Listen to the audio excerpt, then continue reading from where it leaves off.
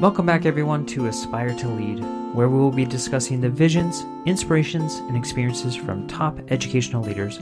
My name is Joshua Stamper, and you can connect with me on Twitter or on Instagram at Joshua_Stamper. Aspire listeners, I am thrilled right now because I have the amazing opportunity to speak with Dwight Carter.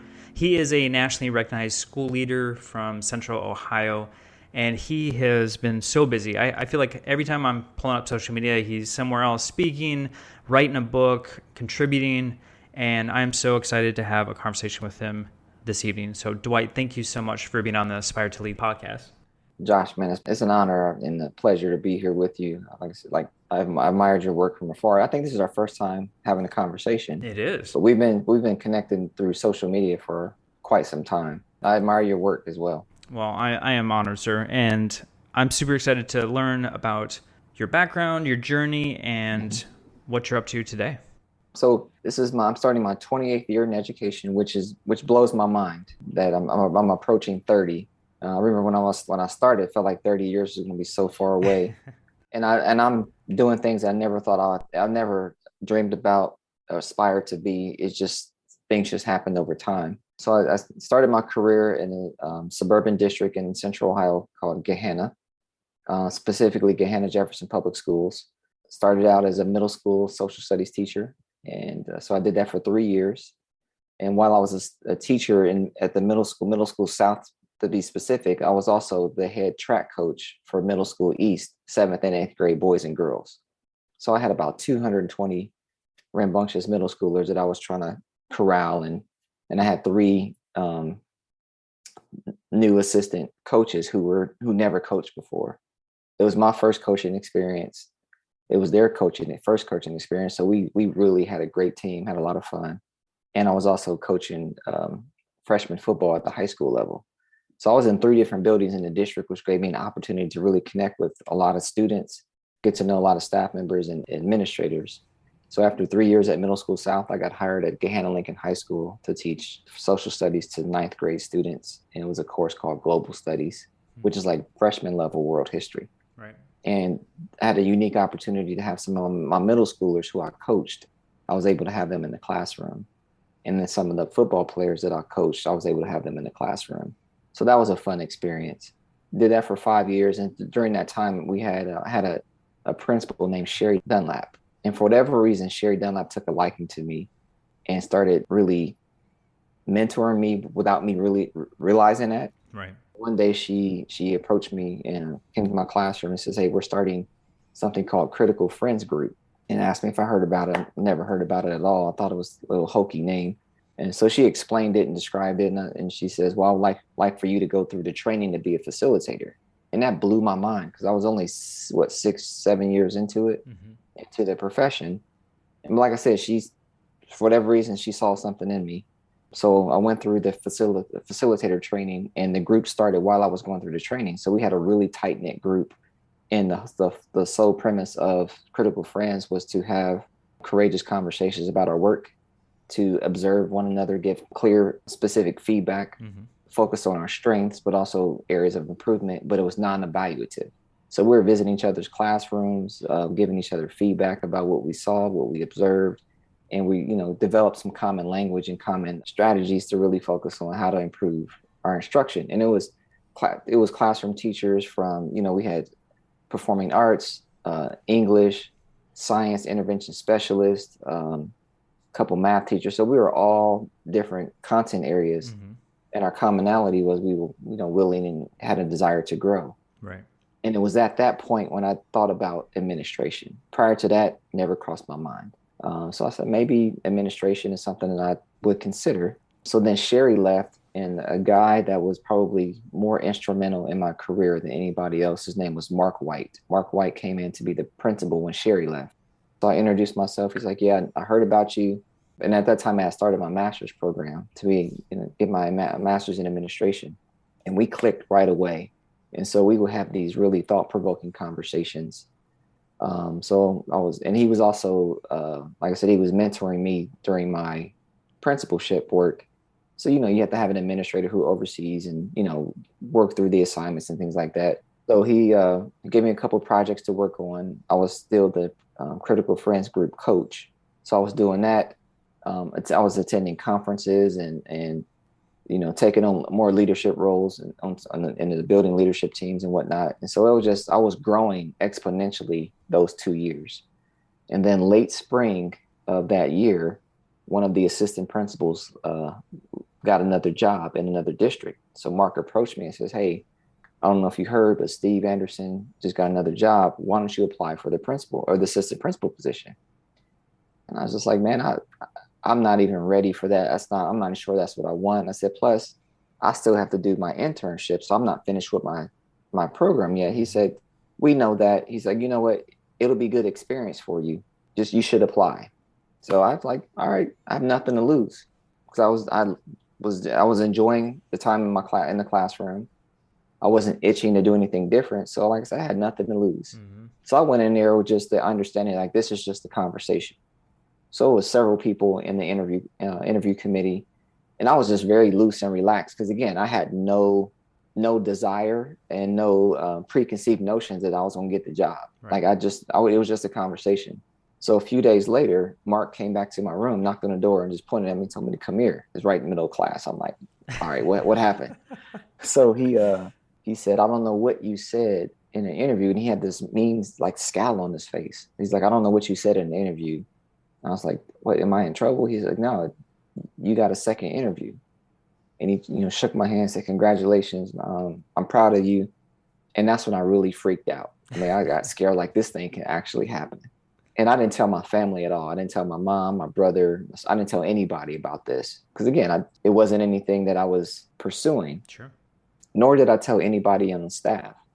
The only people knew were those who were on the interview committee.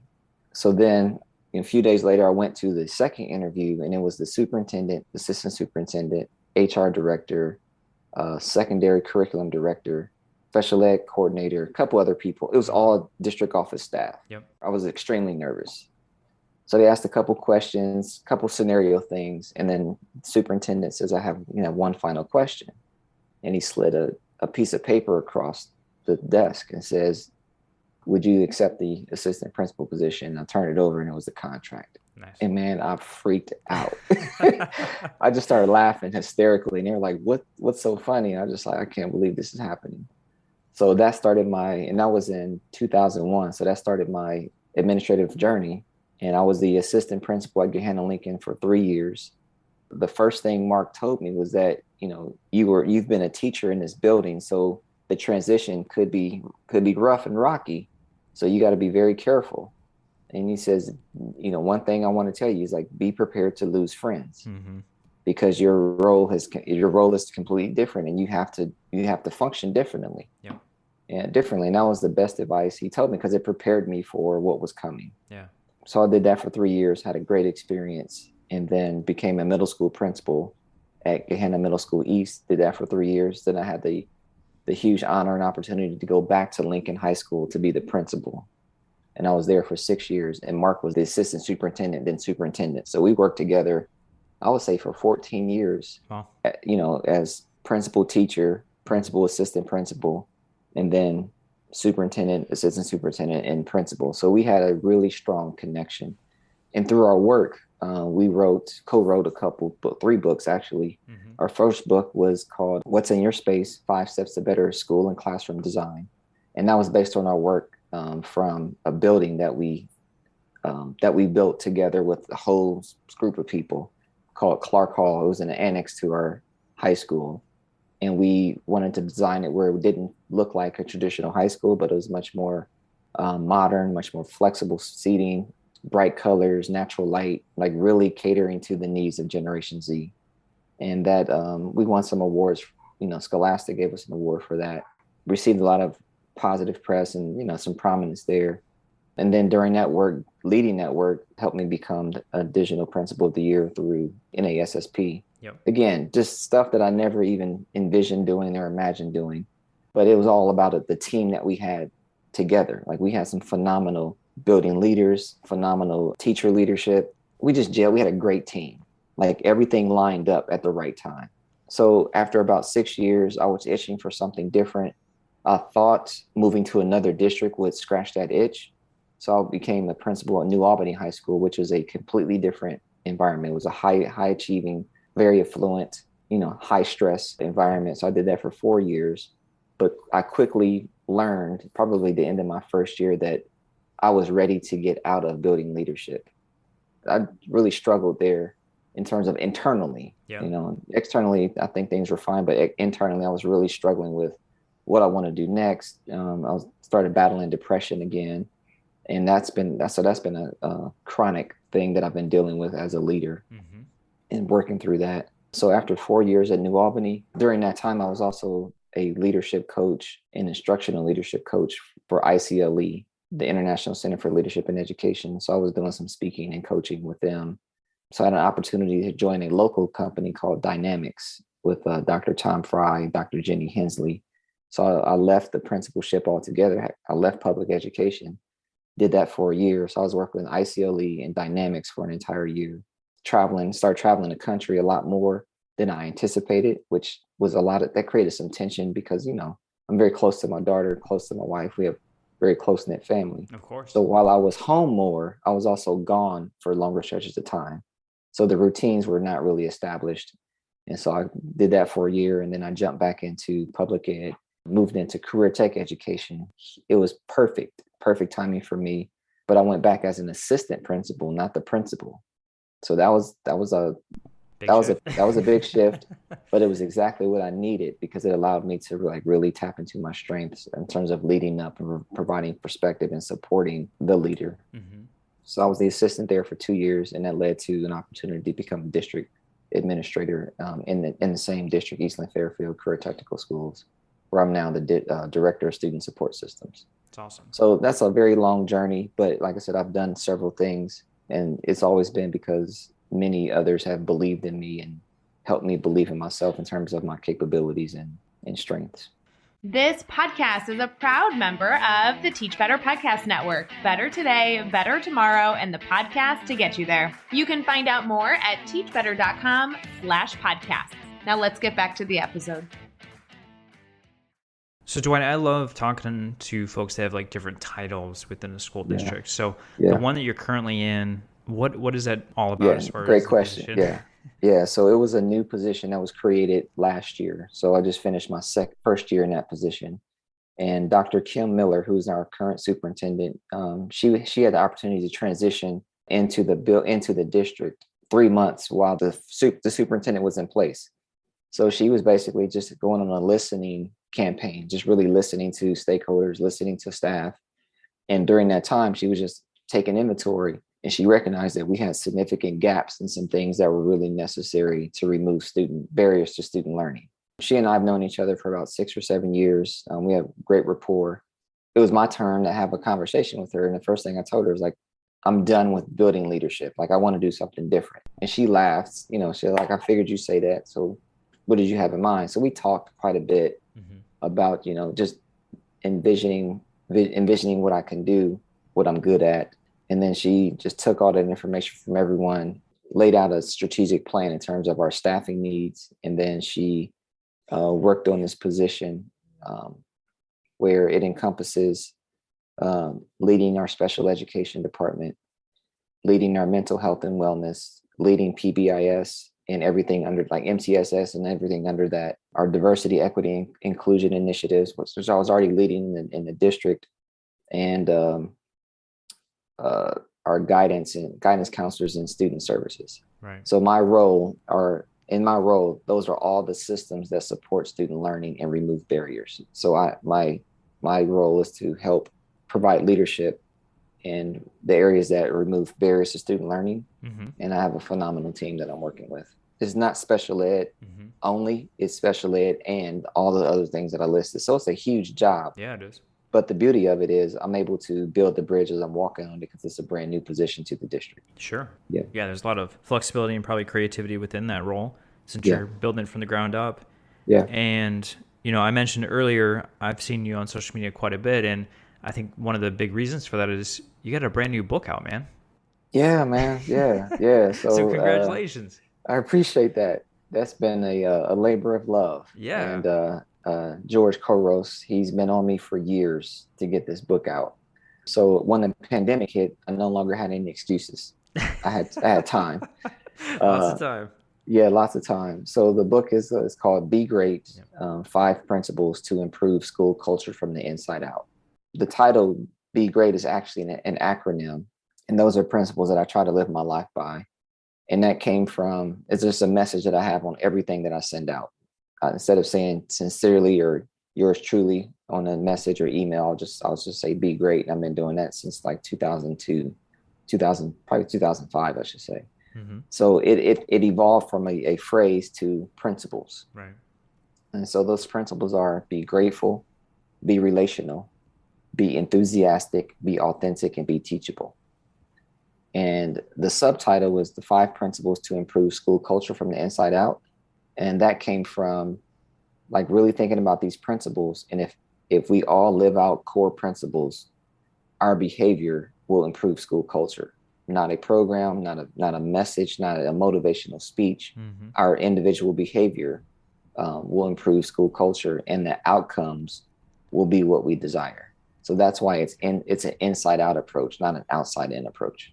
So let's talk about that, because we can go all the way back to assistant principal being on the same campus. I can only imagine what that was like to be a colleague and a friend to now possibly viewed as an evaluator, to then, maybe being a principal. Okay, now I have the job of setting the tone for the campus. Or we could even talk about maybe going to your brand new district where it's a completely different set of problems and community and whatnot. So, as a building leader, what are some things that or some strategies that you use to improve the school culture? Well, first and foremost, focus solely on building positive relationships. Yep. And that's just getting to know people, listening to their stories, being open and being supportive, and then making sure there's a high level of trust. When that trust is violated, it's not impossible to get it back, but it makes leadership a lot more challenging. And so you have to give grace, but if you want to expect grace to be given to you.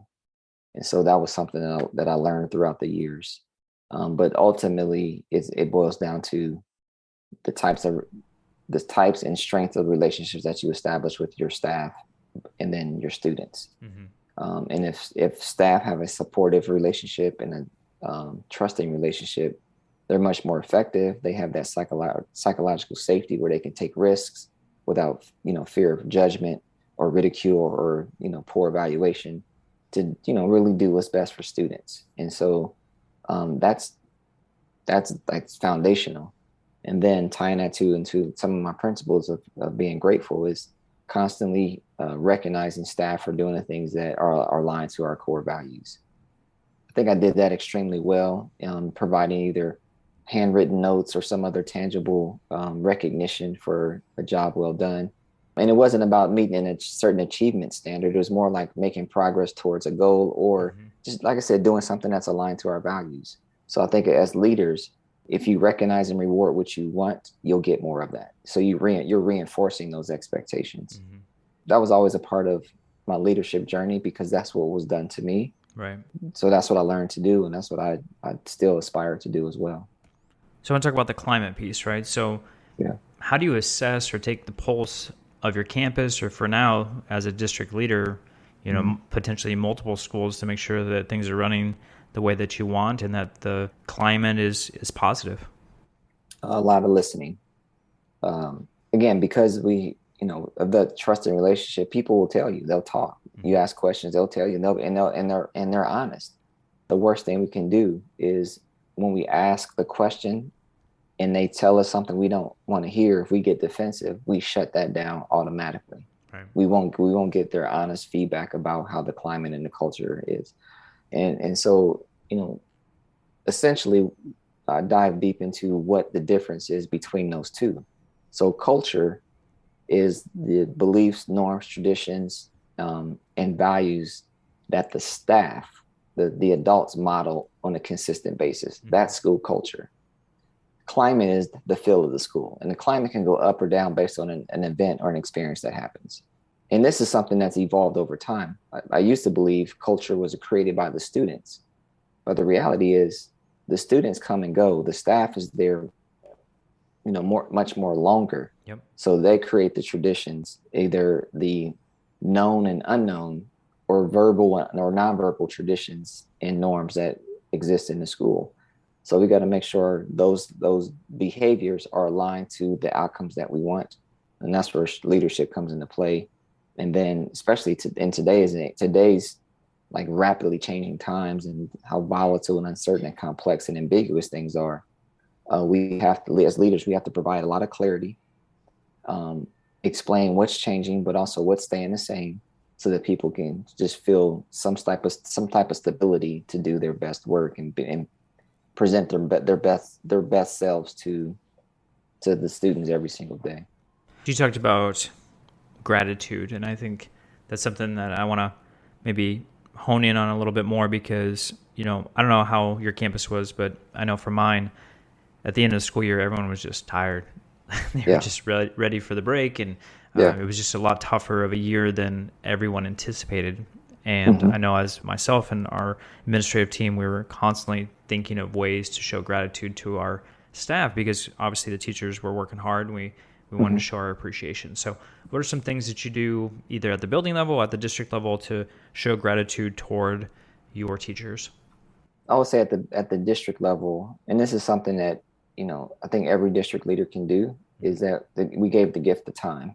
Nice. So when we had a PD day, we didn't start right at 7:45 during the contractual day. Our superintendent acknowledged that people were tired, and she's like, "Hey, you may need some time for extra planning, so we're going to start at 8:30. You can choose to do what you want with that time. Whatever you want with that time, it's just yours." Yep. And what we found, though, what we saw was that just the effort of giving some additional time, people still showed up on time, because it gave them an opportunity to be away from home and to focus on something that they really wanted to do for them. And they were so appreciative.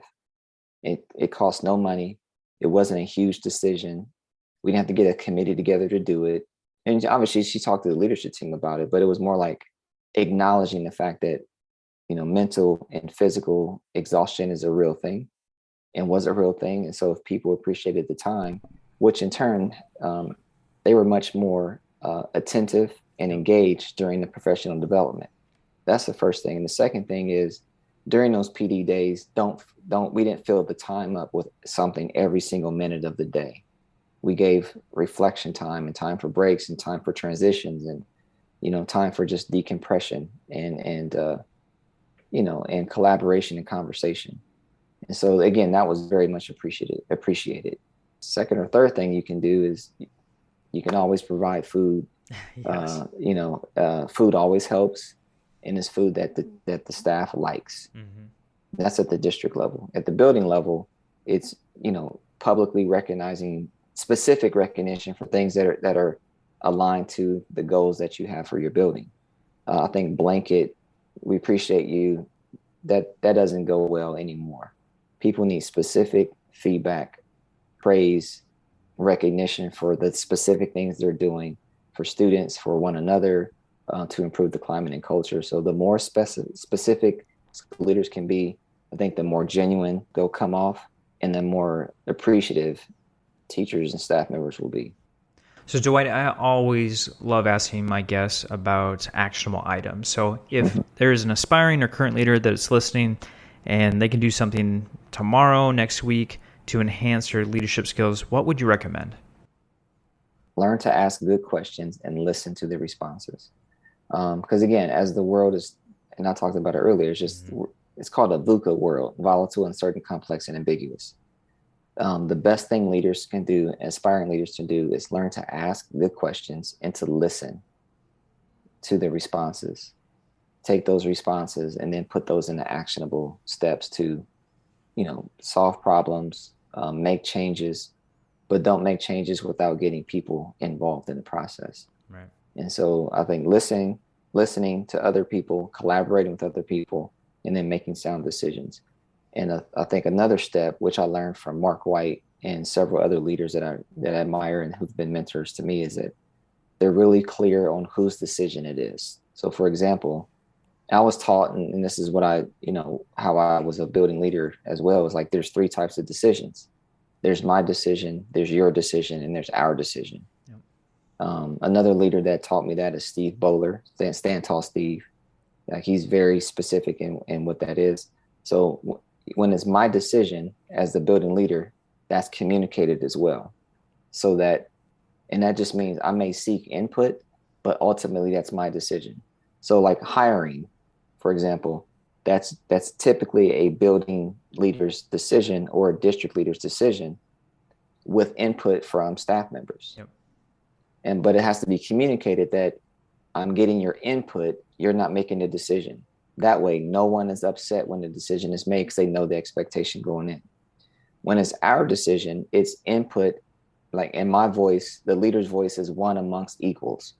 We're making this decision collectively, and we're all going to own this decision. Mm-hmm. And then when it's your decision, I have a voice just like you, and whatever you decide, I'll support that 100%. But you own that decision, good, bad, right or wrong, beautiful or ugly. You own that decision. I'll support it. But when you communicate those three types of decisions, you have to also follow through with those three types of decisions. And so I learned the hard way, when I didn't actually follow through with the decision, but I also learned a much more positive way when I was very clear on who's making a decision and why that decision was happening. I think things went a lot smoother. Yeah. Yeah. I love it. Well, Dwight, I am going to say that any of my listeners right now need to jump on their phone or their computer and follow you on social media. So how may they do that? You can follow me on Twitter at Dwight_Carter. That's Dwight_Carter, DWIGHT_CARTER. You can also email me at mrdwightcarter@gmail.com.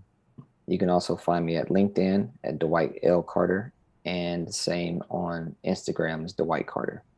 I'm going to have all of those in the show notes, like always, and then I'll have a link to Dwight's brand new book, again, Be Great, 5 Principles to Improve School Culture from the Inside Out. Make sure you pick that up. It's going to be a fabulous resource for any leader, so make sure you grab a copy as soon as possible. Dwight, you are doing amazing things every single day, and it has truly been an honor not only to talk with you on social media, but then have a conversation with you today. Thank you so much for being on the podcast. Pleasure's all mine, Josh. Appreciate you, man.